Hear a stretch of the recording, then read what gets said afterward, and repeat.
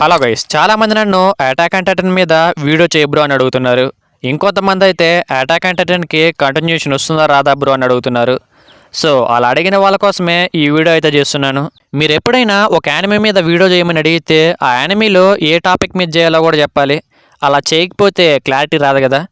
So next నుంచి ఎవరైనా ఈ క్వశ్చన్స్ అడిగేటప్పుడు ఖచ్చితంగా ఆ యానిమేలో ఏదైనా పర్టికులర్ టాపిక్ని అయితే కామెంట్ చేయండి. సో దాని మీద వీడియో చేస్తాను.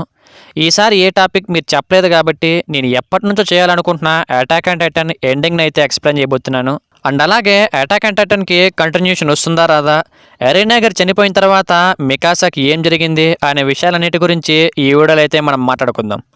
సో వీడియో చాలా అంటే చాలా ఇంట్రెస్టింగ్గా ఉండబోతుంది కాబట్టి స్కిప్ చేయకుండా ఎండ్ వరకు చూడండి.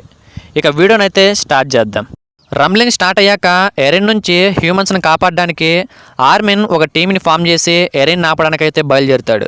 సో ఈ టీం అందరూ కలిసి ఎరెన్ మీద ఎలాగో అలా అయితే అటాక్ చేస్తారు.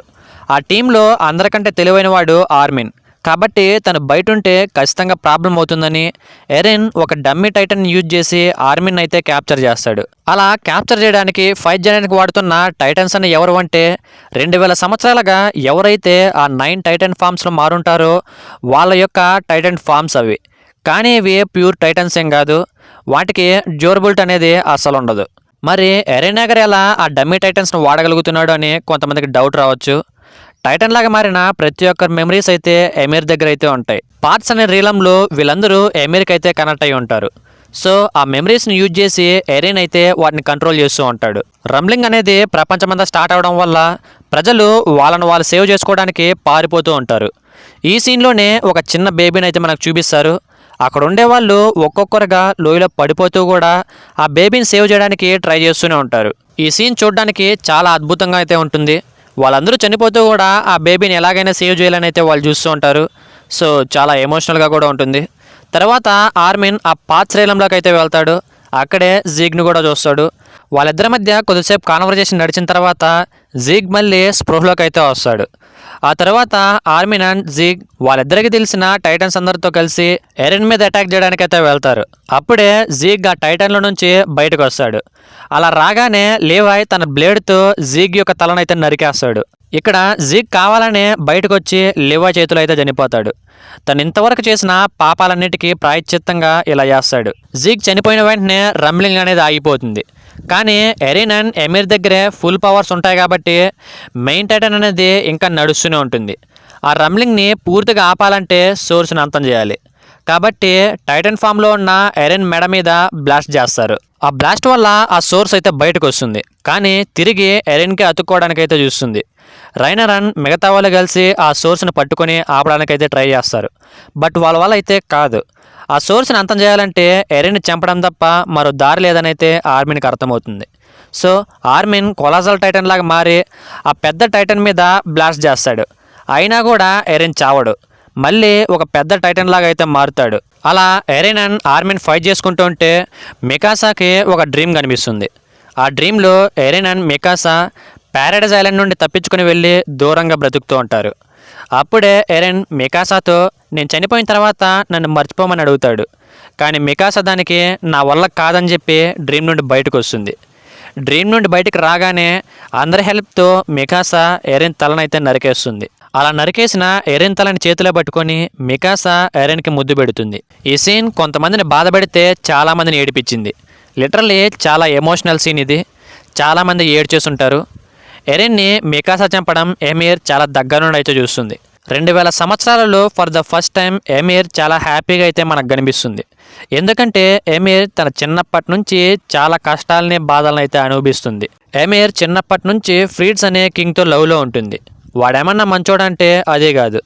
ఎమీర్ చేసిన చిన్న తప్పుకి తన నాలుకను కోసి తన చంపమని మనుషులు కూడా పంపిస్తాడు. తనకు టైటన్ పవర్స్ రాగానే తన స్వార్థం కోసం తననైతే వాడుకుంటాడు. అయినా కూడా వాడిని కాపాడడానికి కోసం ఎమీర్ అయితే చనిపోతుంది. తను చనిపోయినా కూడా ఆ కింగ్ ఇచ్చిన ఆదేశాలను 2000 సంవత్సరాలుగా ఫాలో అవుతూనే ఉంటుంది.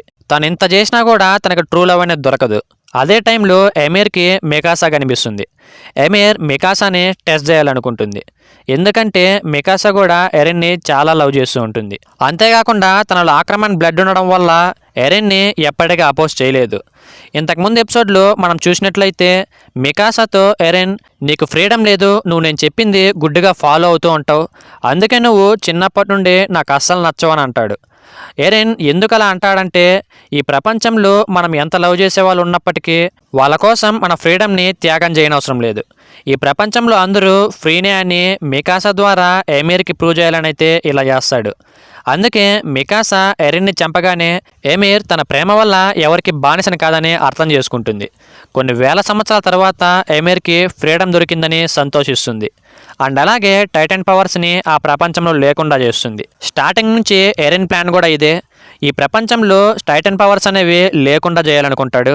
ఎందుకంటే టైటన్ పవర్స్ దొరికిన ప్రతి ఒక్కరూ 13 ఏళ్లకే చనిపోతారు. ఆ పవర్స్ని ఈ ప్రపంచంలో లేకుండా చేస్తే తన ఫ్రెండ్స్ని కాపాడుకోవచ్చు కాబట్టి ఆ త్యాగాన్ని అయితే తను చేస్తాడు. అండ్ ఈ రంబ్లింగ్ జరగకముందే ఎరెన్ పార్ట్స్రేలం నుంచి అందరితోనూ మాట్లాడుంటాడు. దాంట్లో నేను ఎందుకు ఈ డెసిషన్ తీసుకోవాల్సి వచ్చిందని అందరికీ చెప్తాడు. కానీ తనను చంపేంత వరకు ఆ మెమరీస్ అన్నీ ఎవరికి గుర్తుండకుండా చేస్తాడు. ఈ మెమరీస్లో ఆర్మిన్తో ఏం చెప్తాడంటే, ఎరిన్ తనను తాను ఒక విలన్గా పోర్ట్రే చేసుకోవడానికి ఆర్మిన్ అండ్ మికాసాతో ఆ రోజు అలా బిహేవ్ చేశానని చెప్తాడు. తనను చంపితే తన ఫ్రెండ్స్ హీరోలాగా మారుతారని, ప్రపంచాన్ని కాపాడినందుకు అందరూ వాళ్ళని గౌరవిస్తారని ఇలా చేస్తాడు.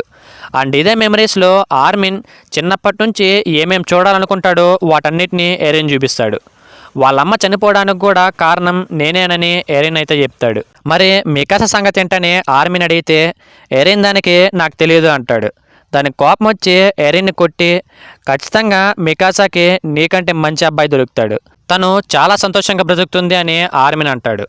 దానికి ఎరిన్ ఏడుస్తూ, తను వేరే వాళ్ళతో బ్రతకడం నాకు ఇష్టం లేదు, తన మనసులో జీవితాంతం నేనే ఉండాలి, నేను చనిపోయిన తర్వాత కూడా తను నా గురించి ఆలోచిస్తూ అట్లీస్ట్ 10 సంవత్సరాలన గడపాలి, అండ్ ఇలా నేను చెప్పినట్టు మికాసాకి చెప్పొద్దు, తను చాలా హ్యాపీగా ఉండాలి, అది నాకు చావాలని లేదు, మిమ్మల్ని వదిలి వెళ్ళాలని లేదని ఏడుస్తాడు. దానికి ఆర్మిన్, నువ్వు అనుకుంటే దీన్ని మార్చచ్చు కదా, దీనికి వేరే దారి ఏదైనా ఉంటుంది కదా అని అడుగుతాడు. దానికి ఎరెన్, నేను ఎన్నో విధాలుగా ట్రై చేశాను, మనం ఎన్ని విధాలుగా చేసినా ఫ్యూచర్ ఎరెన్ ఏమనుకుంటే అదే జరుగుతుంది అంటాడు. అండ్ మీరు ఓన్లీ 20% హ్యూమానిటీని మాత్రమే కాపాడగలరని అంటాడు. దానికి ఆర్మిన్ కోపంతో, నువ్వే కదా చంపేది, నువ్వే కదా నాశనం చేసేది, నువ్వు అనుకుంటే మార్చగలవు అని అంటాడు. అండ్ లాస్ట్గా ఎరెన్, నేను ఫ్రీడమ్కి బానిసని అని చెప్తాడు. ఆర్మిన్ ఎరెన్ సిచ్యువేషన్ అర్థం చేసుకొని, ఈ ఫ్రీడమ్ అనే ఐడియాని నీ బ్రెయిన్లో పెట్టింది నేనే, సో ఈ పాపంలో మనిద్దరికి భాగం ఉంది, మనిద్దరిని ఎవరు విడదీయలేరు, మనం ఖచ్చితంగా నరకంలో కలుసుకుందామని చెప్తాడు. తన ఫ్రెండ్ తనని అర్థం చేసుకునేసరికి ఎరిన్ చాలా హ్యాపీగా ఫీల్ అవుతాడు. అండ్ వాళ్ళ మధ్య జరిగిన కాన్వర్జేషన్ మొత్తాన్ని ఆర్మిన్ మైండ్ నుంచి ఎరిన్ అయితే రిమూవ్ చేస్తాడు. ఎందుకంటే ఒకవేళ ఆ మెమరీస్ అన్ని వాళ్ళకు గుర్తుంటే ఎరిన్ని చంపరు, ఎరిన్ చావకపోతే ఆ సోర్స్ కూడా చావదు, అండ్ టైటన్ పవర్స్ కూడా ఎప్పటికీ పోవు. అందుకే ఇలా చేస్తాడు. ఎరెన్ చనిపోయాక ఆర్మిన్కి ఈ డ్రీమ్ మొత్తం గుర్తొస్తుంది. అదే టైంలో మికాసా చేతిలో ఎరెన్ హెడ్ని చూసి చాలా ఏడుస్తాడు. చాలా ఎమోషనల్ సీన్ ఇది. లివాయ్కి తన ఫ్రెండ్స్ అందరూ కనిపిస్తారు. వాళ్ళకి చివరిగా గుడ్ బై చెప్తాడు.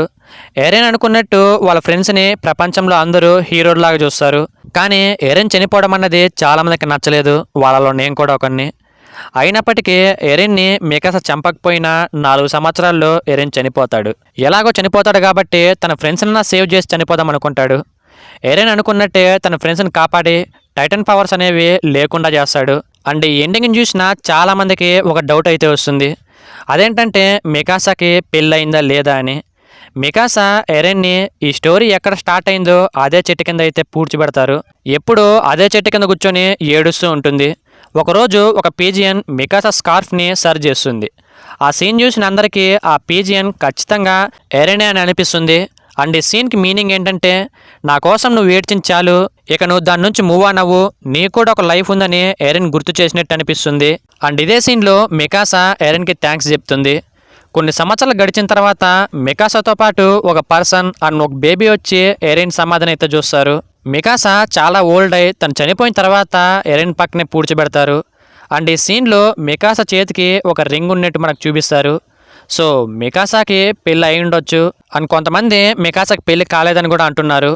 మికాసాకి పెళ్ళైనా కాకపోయినా మికాసా ఎరిన్ని తను చనిపోయేంత వరకు కూడా ప్రేమిస్తూనే ఉంది. అండ్ ఇక ఏఓటీకి కంటిన్యూషన్ ఉందా లేదా అంటే ఏఓటీ ఎండ్ క్రెడిట్స్లో ఒక చిన్న పిల్లవాడిని అండ్ తన డాగ్ని ఎమీర్కి పవర్ దొరికిన అదే చెట్టు త్వరలోకి వెళ్తున్నట్టు మనకు చూపించారు. సో ఖచ్చితంగా అటాక్ ఆన్ టైటన్కి సీక్వెల్ వచ్చే ఛాన్స్ అయితే ఉంది. బట్ ఇప్పటి వరకు అయితే అఫీషియల్గా ఏఓటీ నుండి సిరీస్ ఆర్ మూవీ వస్తున్నట్టు ఎక్కడా అనౌన్స్ చేయలేదు. సో ఫ్యూచర్లో ఏమన్నా వచ్చే ఛాన్స్ ఉంది కాబట్టి వెయిట్ చేసి చూడడం తప్ప మనమేం చేయలేం. సో వీడియో అయితే ఇంతే గైస్. వీడియో కానీ మీకు నచ్చుంటే లైక్ చేయండి, షేర్ చేయండి. అండ్ అలాగే ఇలాంటి ఇంట్రెస్టింగ్ అండ్ యానిమే వీడియోస్ కోసం అయితే మన ఛానల్కి మర్చిపోకుండా సబ్స్క్రైబ్ చేసుకోండి. నెక్స్ట్ వీడియోతో నెక్స్ట్ అప్డేట్తో త్వరలోనే కలుద్దాం. See you later.